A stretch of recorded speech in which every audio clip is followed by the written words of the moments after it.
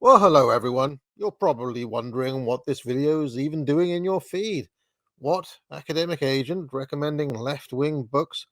Well, there's a little bit of backstory to this one, because it seems that cavalcading car crash of cringe himself, James Lindsay, did not take kindly to a recent video of mine where I pointed out the reasons that his woke right nonsense hasn't really taken. Um, and, well, he decided to start going after me as well as various other friends of mine on Twitter. Now, I'll tell you more about that in a second, but how can I put this? The experience of coming up against Lindsay himself and some of his followers, and he does have some apparently, has brought me face to face with some of the most virulent anti-intellectualism I've seen in quite some time. Not to mention some of the stupidest stuff. I mean, honestly, it reminds me a little bit of when I was debating communists 8 years ago. The standard of argumentation, the stupid things these people are saying. And, well, basically, the reason I'm making this video is that there is value in reading left-wing books sometimes. Left-wing people and leftists can be right on some things. And in this video, I'm going to recommend 10 books which I think are illuminating and shed some light on politics, culture, political tactics and strategy, and many other topics. The left, okay, we're on the opposite side to them. We disagree with the utopia that they're aiming for. We disagree with some element of equality, and more or less we disagree with the left on almost everything on a moral, metaphysical level. That does not mean, however, that there are not things that we can learn from them. And, well, let's get a move on. So basically what triggered this was a comment by me. I was just replying to some dude on Twitter saying, he asked me, what would be on your Mount Rushmore of left-wing powerhouse thinkers? I made some comment about Antonio Gramsci being worth reading. And I said, well, some of the Frankfurt School, Gramsci, Althusser, Foucault, they all got some things fundamentally correct against jobber opposition, the centre-right, which is why they won, but also they were playing on easy mode, okay? And then Carl Benjamin, of the Lotus Eaters fame, came in and replied to that and said, Marcuse, Adorno, Horkheimer are all people I have read and been impressed by, to be honest. Note the 101 replies to that comment. Now, I'm not going to go through those replies, but it was some of the most brain-dead stuff I've ever seen. People outright calling Carl a communist, a leftist, woke, and all the rest of it, because he said that he was impressed by some of the Frankfurt School. Because, they're the Frankfurt School and they're evil leftists. So you can't, if you touch them, you're immediately going to become a communist. This is really stupid. And it's pretty dispiriting, actually, to see stuff like this. Then this chap, Wokel Distance, who I'm told has quite a big following, found this comment of mine and came in on top of it. He said Foucault was wrong about nearly everything he wrote. The criticisms of the Frankfurt School and the postmodernists are not good. For example, the critique of instrumental rationality is totally failed. Why are we dumpster diving for old leftist ideas to try to fix things? Now, I don't want to go into all the back and forth, but, okay, Michel Foucault may have had problematic views on, having sex with youngsters, and he may have been a degenerate, and he may have had all sorts of terrible ideas, and he may have been wrong about all sorts of other things. But he did get some things right. He is actually quite a compelling thinker on power, discourse, knowledge, how those things intersect, on how institutions have been used by power and abused by power. Really interesting books. That's why he's one of the most, if not the most cited thinker of the past 30, 40, 50 years. And it's just kind of, it's like, well, you don't have to totally dismiss someone just because they're on the other side. I also tweeted out this. I said, be a conservative, get your ass kicked by the left for 70 straight years as you surrender every institution to them, and then reflexively mock, insult, and laugh at anyone who suggests the key theorists of leftist institutional takeover might have got some things right. You know, because this is essentially what we're seeing here. Anyway, it continued. This guy, classical liberal, said, oh, look, here are some of the things that key theorists of communism have got them right. And then he just talks about, all of the bad stuff about communism. And I just said, look, it's possible to be right about some things and wrong about others. Can you stretch to that level of complexity? Now, here's what the left is good at. They're good at getting their own way, aka politics and power. They're good at bullying conservatives into submission. And tomorrow I'll have a video especially on why conservatives are stone cold losers. That should be an interesting one too. Third, they're good at subverting and taking over institutions and culture. Fourth, they're good at organization and being committed to the cause. And fifth, they're good at strategy and tactics. What they're not good at is things like basic food production, thinking about incentives, or to use the old Thomas Sowell catchphrase, thinking beyond stage one. They're not good at making social orders that last, or that anybody really wants to be a part of. They're really not very good at all at understanding the right or right-wing thought in general. Major blind spot for the left. Jonathan Haidt more or less explains why. And finally, they're pretty bad at knowing how and when to back off. In fact, one of the things that Lenin says in his writings, I'll be talking about Lenin in a moment, is, when you find steel, back off. When you find mush, plunge the bayonet. Okay? So Lenin was saying there's a time to back off and a time to lean in and plunge the bayonet. I often think that the left don't know when to quit, when they're ahead, or when they're actually up against some strength. And that's interesting to watch play out. Anyway, unfortunately, there's more of this James Lindsay nonsense. He quoted this out. He said, woke right actually explains how it's woke right, in the words of one of their British Iranian thought leaders, Nima Parvini, aka Academic Agent, who is the real brains behind the Lotus Eaters, a show I've only appeared on 3 times, by the way, ladies and gentlemen.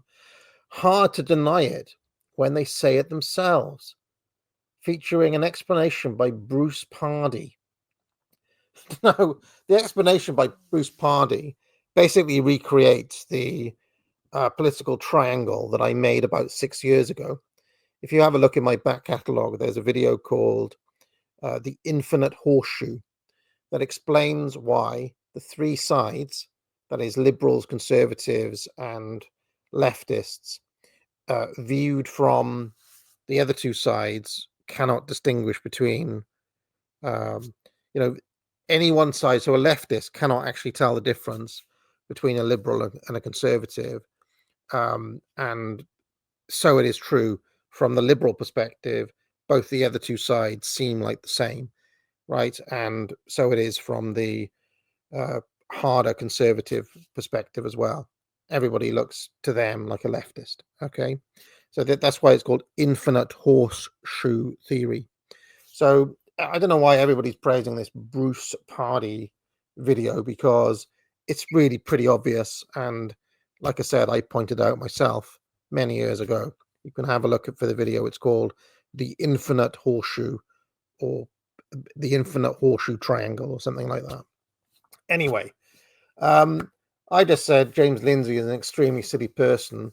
His definition of woke right seems to extend from everybody to Candace Owens to, and what this is a clip of is me talking about the Frankfurt School theorist and psychologist Eric Fromm, who I'll talk more about. He's going to be one of the 10 books, saying that there's a need for community, that, in a mass capitalist culture, sometimes people feel like they're unmoored and like they have a need for community. And Eric Fromm talks about how the medieval peasant may have had that in his little village, okay? And that is a human need.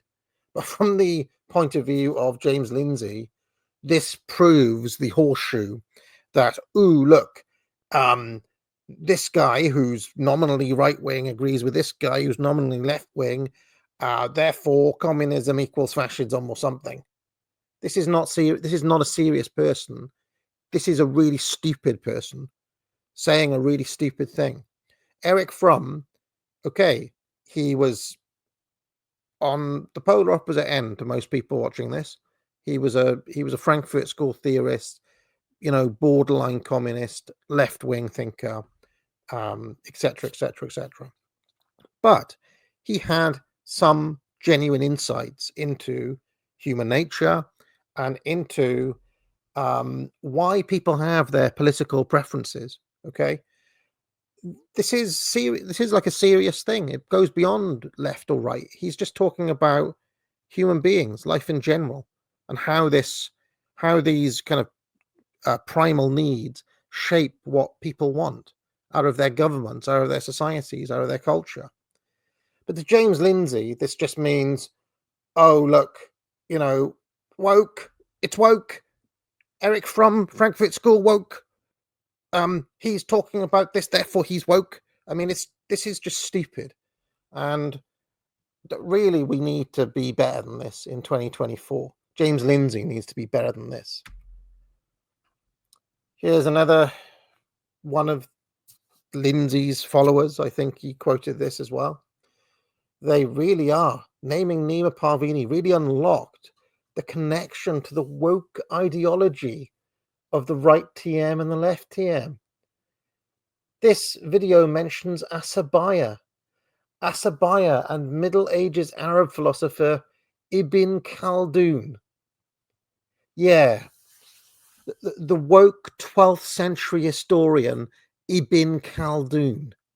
I mean, what is this?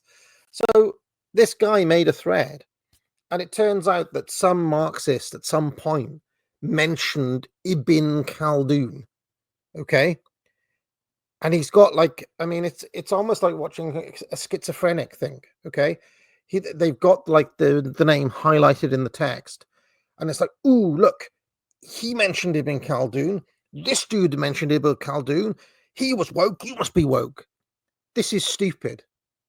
And this is basically the methodology that these people are using. At the moment, I had an encounter with another guy who, looked into the stuff I've written, and he noted that in my book, Prophets of Doom, I mentioned Vico, Giambattista Vico, very interesting counter-Enlightenment thinker. And he used the same method. Oh, this Marxist at this point mentioned Vico, and he was woke, therefore you must be woke because you mentioned Vico. And it's like, this is just, it's just so crazy, An Italian dude writing in 1725 was woke, or Ibn Khaldun was woke now. James Lindsay and his followers are a special type of moronic. It's like they believe that if you touch a book by Antonio Gramsci, you immediately become a communist, do not pass go, do not collect £200. Thus, it is revealed that the real meaning of woke right is reading books that are not on a list approved by James Lindsay. If it's not already obvious, leftists can be right about some things. I'll break it down in a logical format, since James likes logic, apparently. You can pick up a course here at the academic agency, Foundations of Logic, one part of the Trivium. Thousands of people have done that course. I suggest you, James Lindsay, pick it up. You might learn something. Here is all of the things that are right in the world. Here are things leftists believe, right? There is an overlap. Okay, do you see that bit where it crosses over? On the left, we have a very smart maths man whose mind is blown here by basic logic. Seems like for James, because leftists are quote unquote woke, they're almost like lepers. Anything they touch becomes tainted and becomes woke, right? Because they're wrong about some things, they must be wrong about all things. I mean, this is the mind of an idiot here. Anyway, I've rambled enough. That was a 15-minute intro. Let's get into these 10 books that I'm going to recommend, because they could actually challenge the way you think about politics too.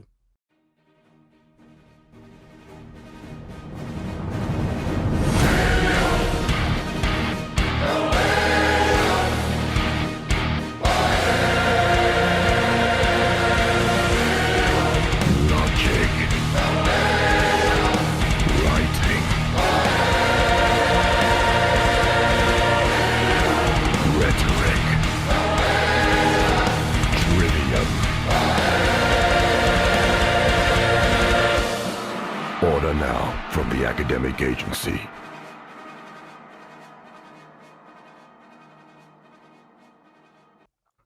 Number 1, Vladimir Lenin, Left-Wing Communism and Infantile Disorder.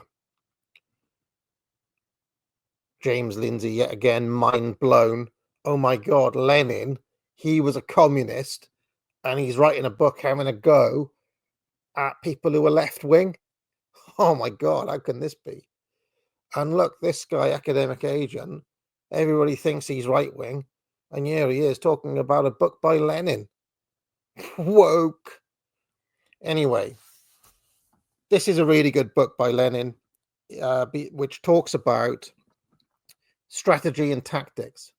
He actually goes through all the things that the Bolsheviks had to go through, all their trials and tribulations and what they had to learn, times where they had to compromise, really realistic, practical political advice from Lenin.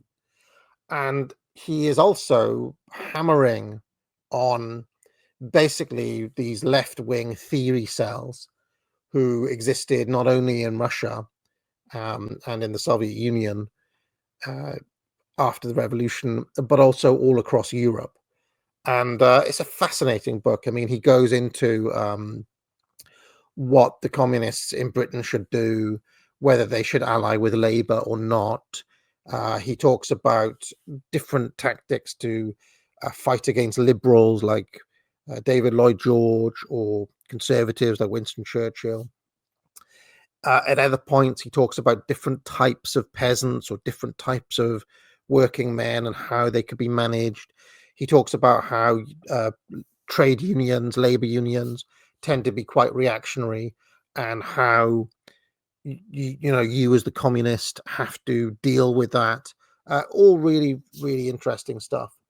I recommend it. It's not that long. I think it was like a kind of pamphlet. It's in the Collected Works of Lenin, volume 26, I think. Written in 1920. And yeah, for me, this is where Lenin is at his best, giving practical advice on things that need to be done. Apologies, it's volume 31, not 26. It's volume 31 of the Collected Works of Lenin that you'll find this in. Another really good bit of it is when he's talking about how to deal with what he calls them, small producers, basically like artisans, I guess you'd call them. He's like, we're not going to be able to just kill all these people. We actually live with them.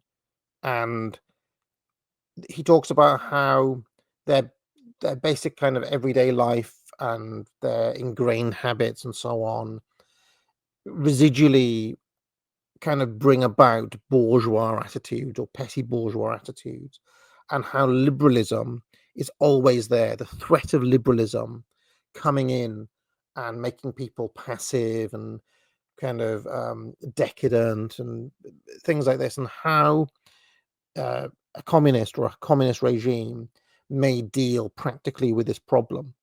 And his solution is not always, oh, just kill them all, or they must go to the camp or whatever. He's genuinely thinking about, like, how the hell are we going to deal with this issue? Because they're just going to keep on wanting to revert to becoming little bourgeois. Okay, and their dreams then become bourgeois.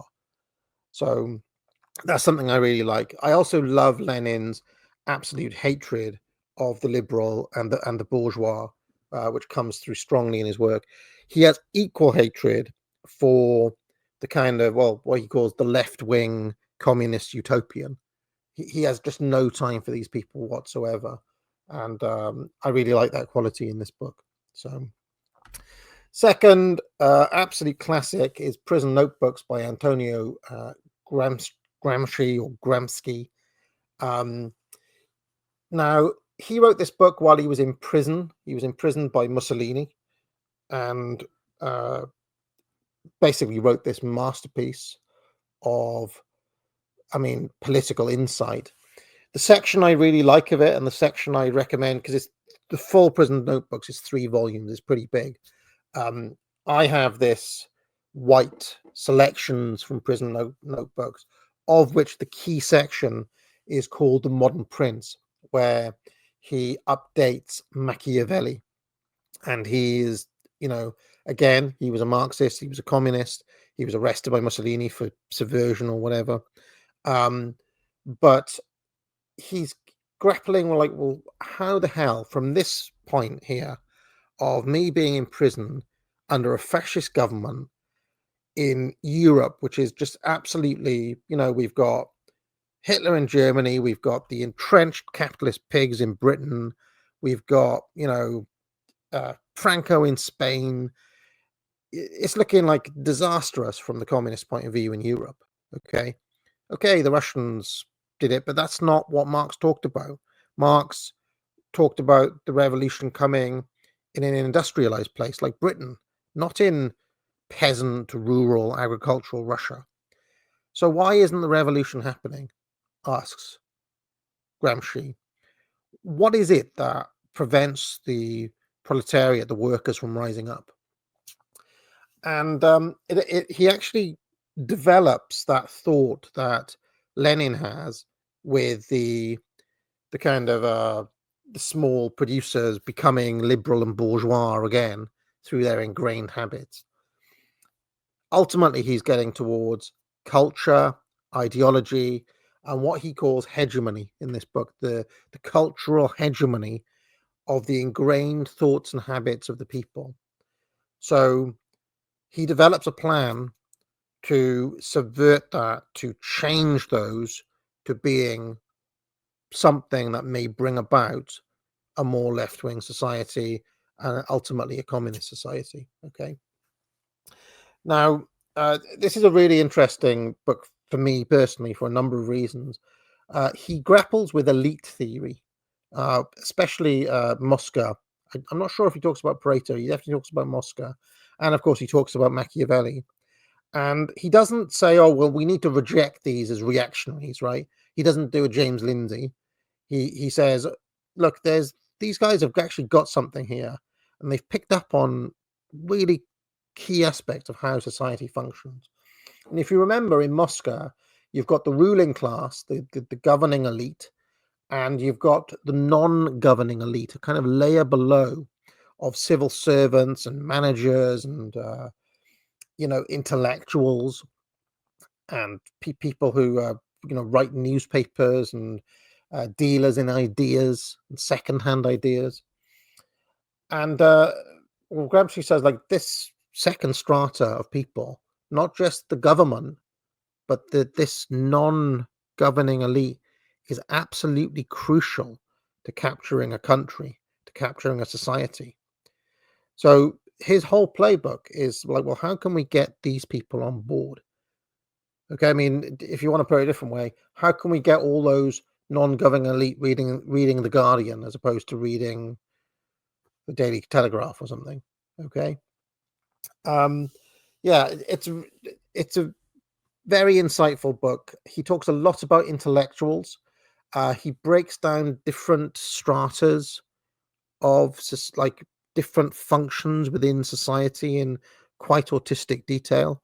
And not only is it good on that kind of structural level where he's breaking down how a culture works and how you might subvert or change that culture in a way that you want to see it. He also has insights on dealing with the working class and peasantry and so on. Like one of the things that he mentions in there, which I've always remembered, is he says, like, look, the working man, the average Joe on the street, cannot understand the abstract system. He's not going to get angry about the abstract system. You can sit down with a Communist Manifesto and Marx and all of that and try to explain it to him. He's just not going to get it. Okay. His anger comes out at the middle manager, at the foreman, his direct boss. And he notes that the capitalist system, or the big capitalist, is often able to use that to his advantage. Okay. The British Empire actually did this as a colonial strategy. I remember my grandfather telling me that when he was working for the Anglo-Iranian Oil Company, um, the all the middle managers were Indians, which the Iranians hated. The Persians hated working under the Indians, as you might imagine.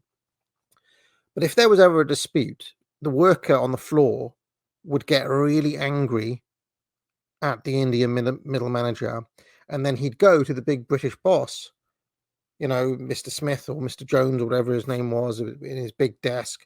He'd complain to him, and he'd be like, "Oh well, old boy, you've got a good complaint there. I'll get old Abdul in here, and I'll give him a good ticking off."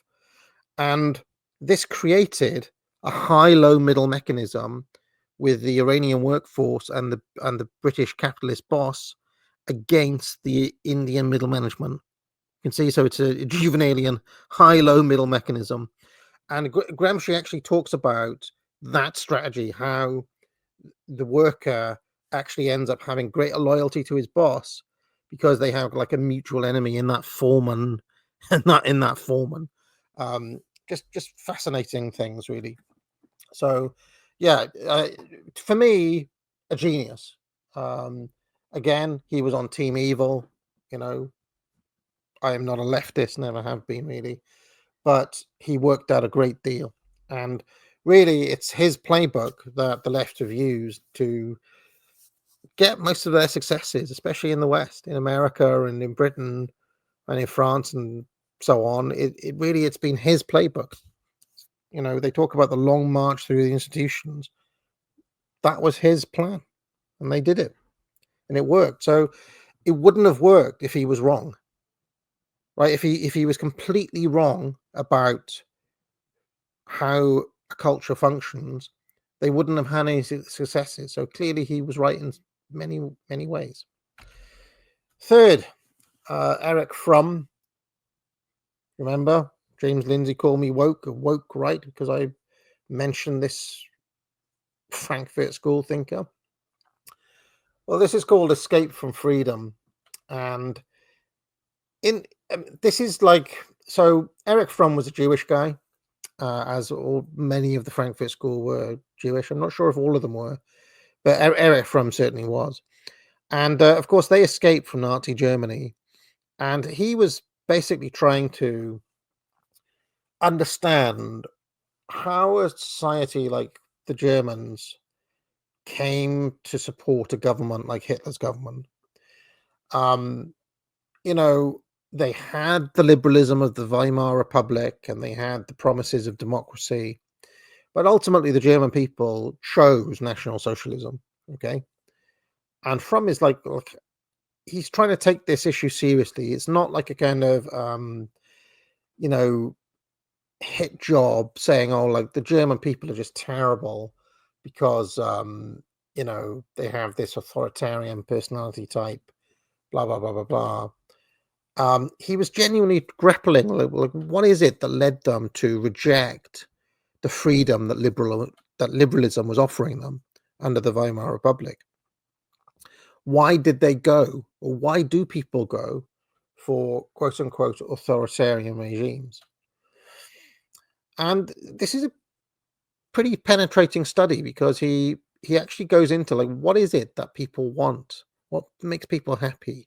What are their basic needs? Everybody talks now about Maslow's hierarchy of needs or whatever. Well, Eric Fromm basically does his own version of this in this book, and he says, well, if you look at medieval societies, if you look at many agricultural peasant societies, okay, they don't have a lot of freedom in the liberal sense, the freedom from. But when people are given that, it makes them anxious. They feel an anxiety, and they don't really want it. They seek safety. They seek authority. They, in a way, want to be told what to do. And Fromm is not. I mean, this is not like a kind of shitlib idiot leftist book. He genuinely is coming to terms and trying to grapple with this. And he was a clever guy. These people were not stupid. This is why they had audiences, and they profoundly influence intellectuals. You may hate the results of what came from their thinking, but it is true, and it is something that people like Lindsay, who have this kind of reflexive repulsion against anything that isn't liberalism, capital L, right?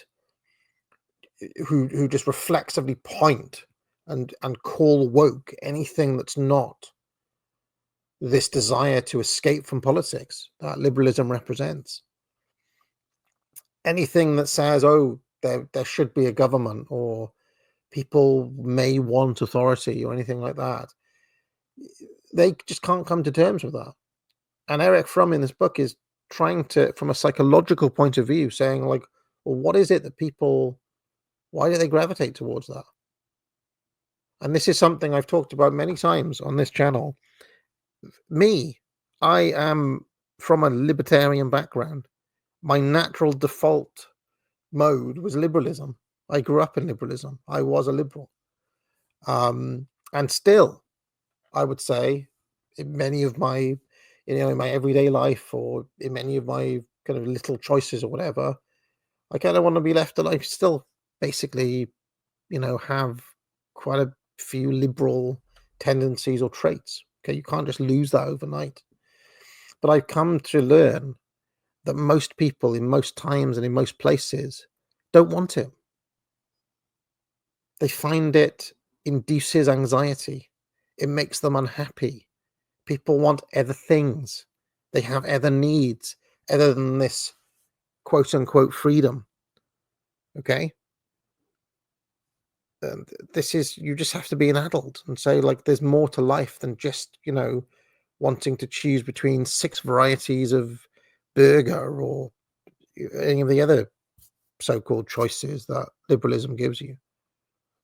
People have other needs. They've got needs for community, for guidance, for all sorts of other things. And if you're an adult and not a kind of 12-year-old child, you can just take these things on board, not just point at them and call them woke. James.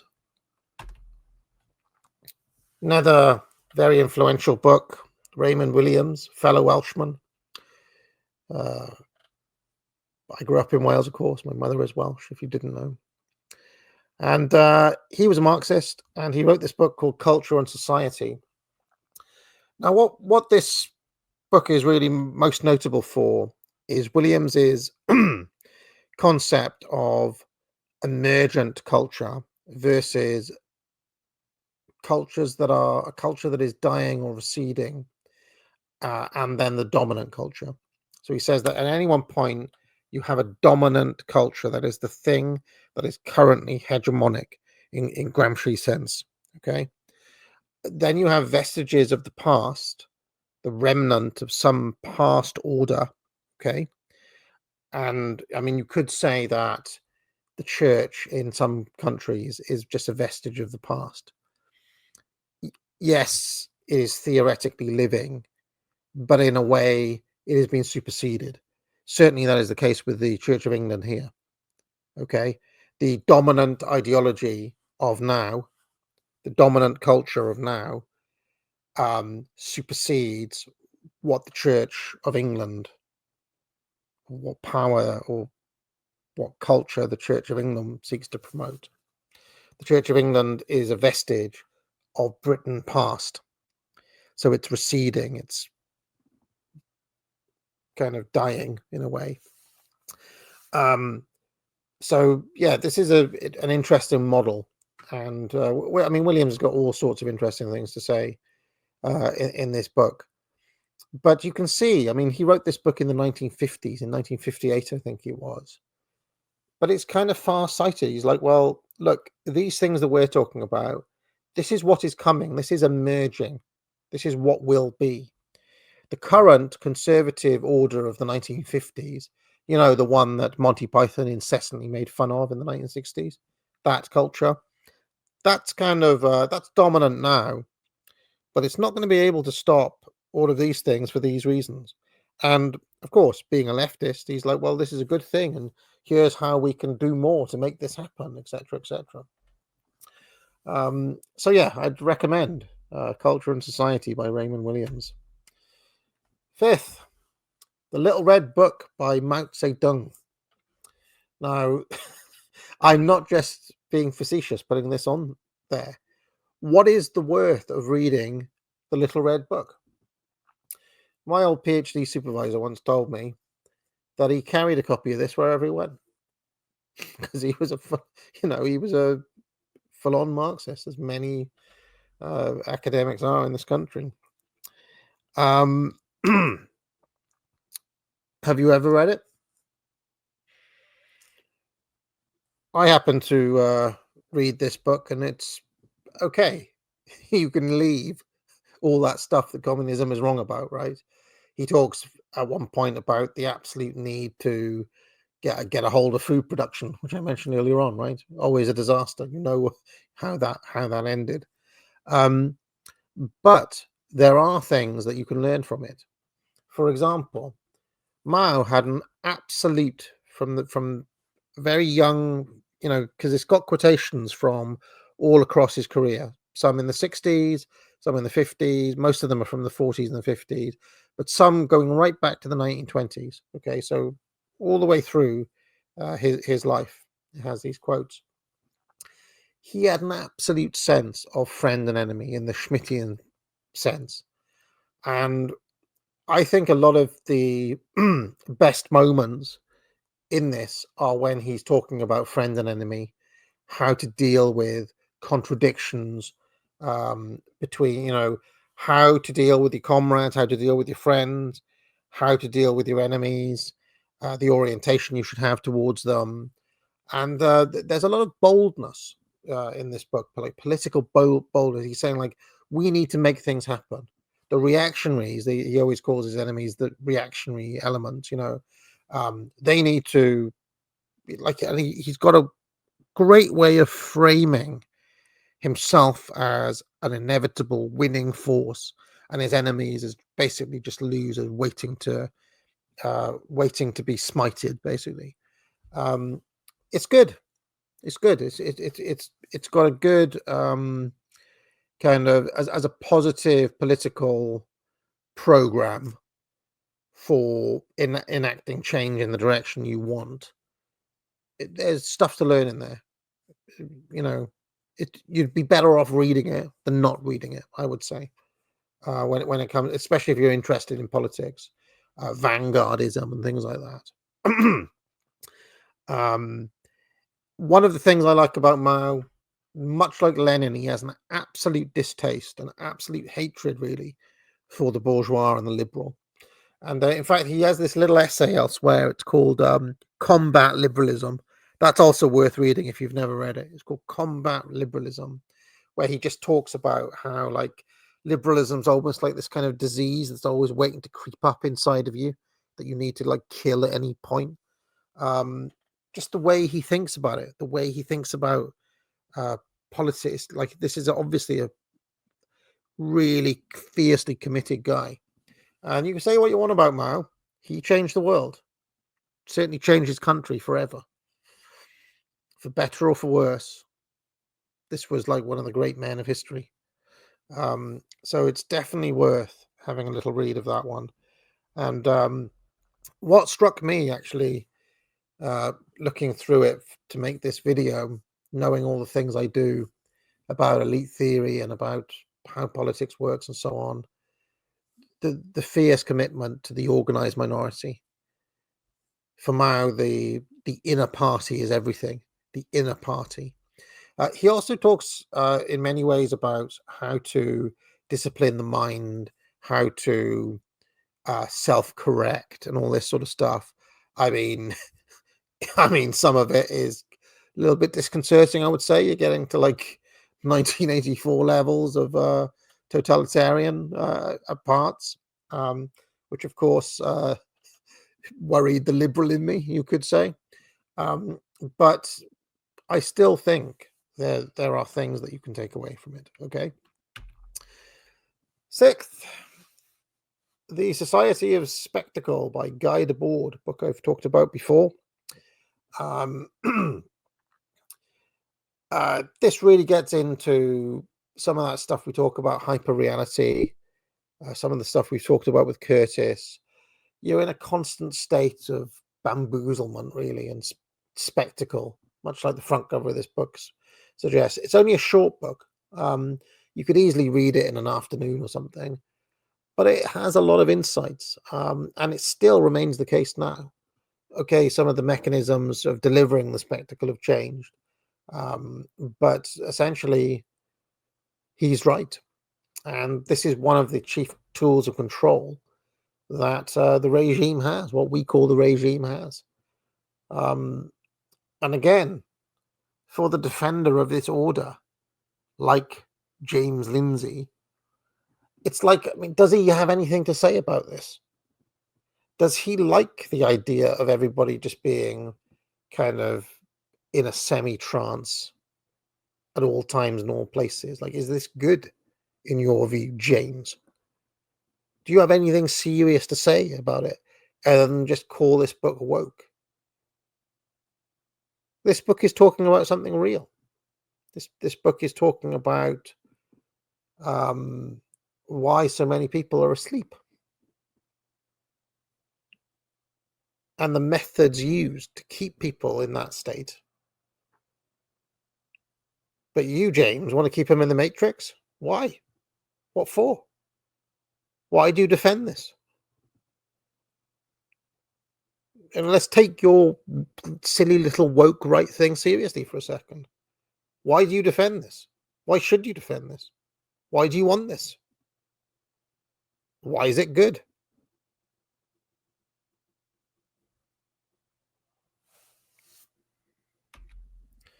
Seventh, Louis Althusser, Lenin and Philosophy and Other Essays. Now, the chief essay in here is his famous one about ideology and the ideological state apparatus. Funny enough, I just mentioned The Matrix. When I first read this essay, it was like stepping through the Matrix. It was like Louis Althusser explained.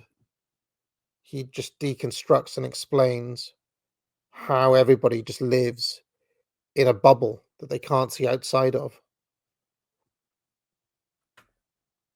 Profoundly insightful essay. And basically correct. The older I've got, the more correct he seemed about so many things that he talks about. Now, you can say superficial things like, yeah, but Louis Althusser killed his wife, or he was a Marxist, or all sorts of other basically irrelevant details. He was an apologist for Stalin. That's another one that you'll read. Doesn't matter, because in that essay, and in other essays as well, he thought seriously about how people stay kind of supporting a status quo that basically exploits them. Because again, like Gramsci, he was trying to get to the bottom of why the Marxist revolution didn't happen in the way that Marx outlined in the Communist Manifesto. He was trying to understand, why don't the people rise up? And it's not even just because of, the society of the spectacle and bamboozlement and media and all the other bread and circuses and all the other bullshit. It goes so much deeper. It goes so much deeper. The individual works by themselves.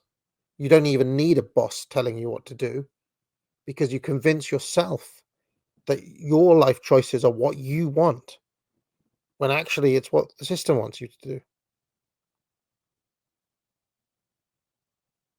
And again, you need a better answer than just calling this woke, James. Just calling it woke won't do.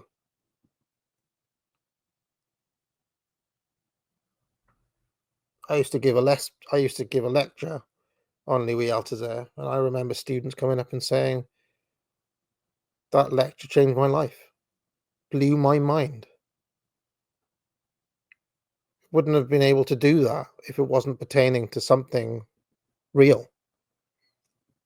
What did I used to say in those lectures? I'd be like, every moment of your life has been some process of ideological conditioning, not only by your school and your teachers and the TV, but by your family, by your mother and father, by Disney movies and Frozen and all the rest of it, even down to the choice of your clothes.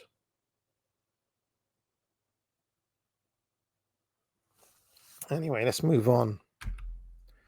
Number 8, Rules for Radicals by Saul Alinsky. Again, we have to remember, what the left want ultimately is not good. The end destination point we don't agree with. I'm a realist, not a utopian, for one. And I also am morally repelled by the notion of equality, as anybody on our side of the aisle is. We don't like, we see equality as unnatural and actually undesirable and morally bad. And inequality is a fact of life, necessary for anything to function. However, that does not mean that these people don't have insights into how things work.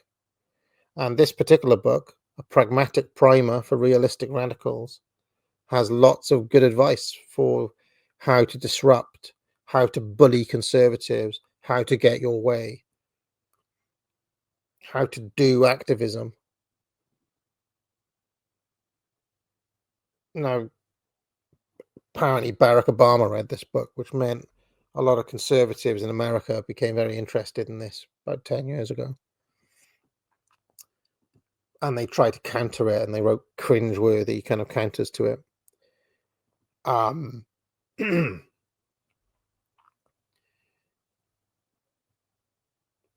But none of them were any good, were they? Because Alinsky, especially the section on tactics, where he goes through, I can't remember, but were there 10, 12 different tactics? And he, they're brilliant because they work, because they're effective. He talks about just ridicule your opponent. People are defenseless against that. One of the things he said. Hold people to their own standards is another one. Great insights into how to disrupt and make your enemies look like idiots, and how to get your own way. Foucault, Discipline and Punish. I could have picked any number of books by him, but I like this one because it's the most hardcore and it's the most about power, which is, I think, the thing he is best on. He talks about the panopticon. He talks about, there doesn't need to be a man in the gun tower. Talks about the process of branding, many other things. Seminal work. And this is another one. I used to give a lecture on this one too, among other things. And if he was wrong, he's got another book called The Birth of the Clinic as well, where he talks about how psychiatric institutions are used. And if you think about the way psychiatric institutions are used today by power, some of the insights are obvious. Some of this stuff is actually quite obvious, but other aspects are not. And I just don't think that you should just say, oh, well, yeah, but we can dismiss him because he was a pedo. Oh, he's a pedo. Because it's a brain dead response. And it means that your enemies have these insights into how power functions and you don't. Maybe that's why they control the discourse. And that's also why they gatekeep and control knowledge. What did Foucault talk about? How discourse and knowledge and power always go hand in hand. Where there is discourse, there is also knowledge, there is also power. Who controls Wikipedia, the thing that most people use to look up quote unquote knowledge? Leftists. Who controls the discourse in society? Leftists. Who has power in society? So again, you can make fun, you can dismiss, you can put your head in the sand like an ostrich, you can call it woke, you can call me woke.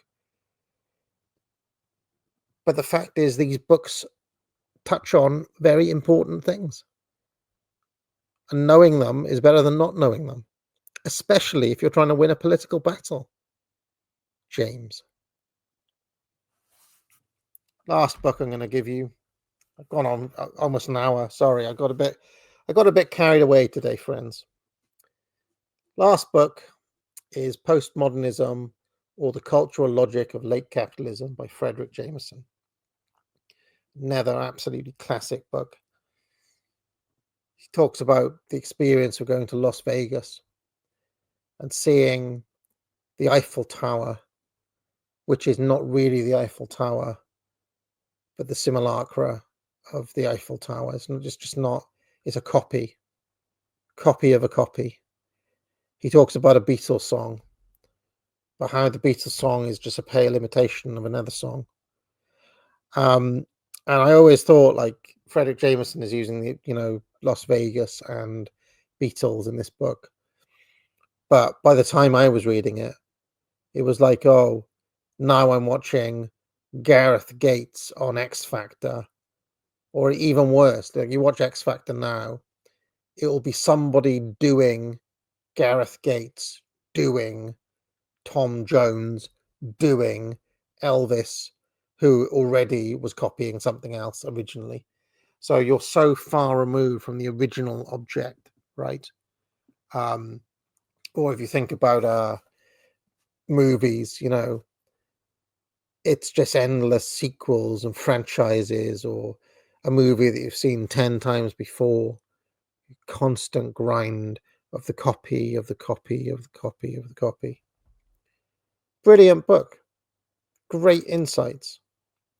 Now again, Frederick Jameson was a Marxist. He talks about late capitalism. He talks about this being a feature, a problem of late capitalism.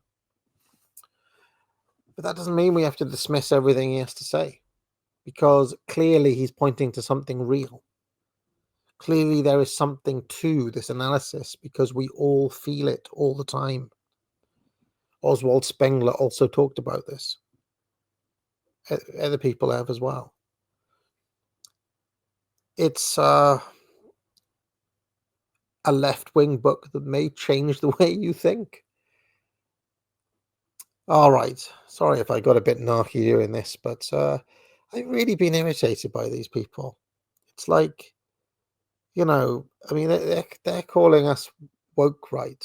How about we just call them like the thick, the thick, like idiots who nobody even should listen to, because these people are not even doing politics. They're behaving like 12-year-olds is what they're doing. And the fact is that serious people who actually want to see a better world in some way, they want to see a society that functions for them, that makes them happy, should consider all of these things.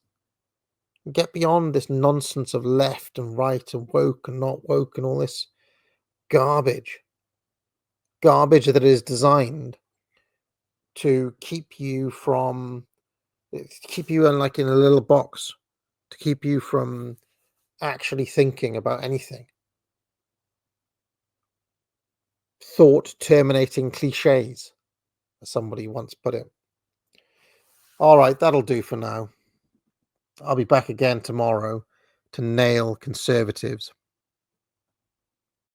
If you like this video, be sure to like and subscribe. You can join the channel for thousands of hours of past shows in the archive and hundreds of videos. If you have any questions, you can leave a super chat or a super thanks, and I'll be sure to pick it up during my weekly office hours, which run every Tuesday afternoon. I also provide courses at the academic agency, which I encourage people to buy.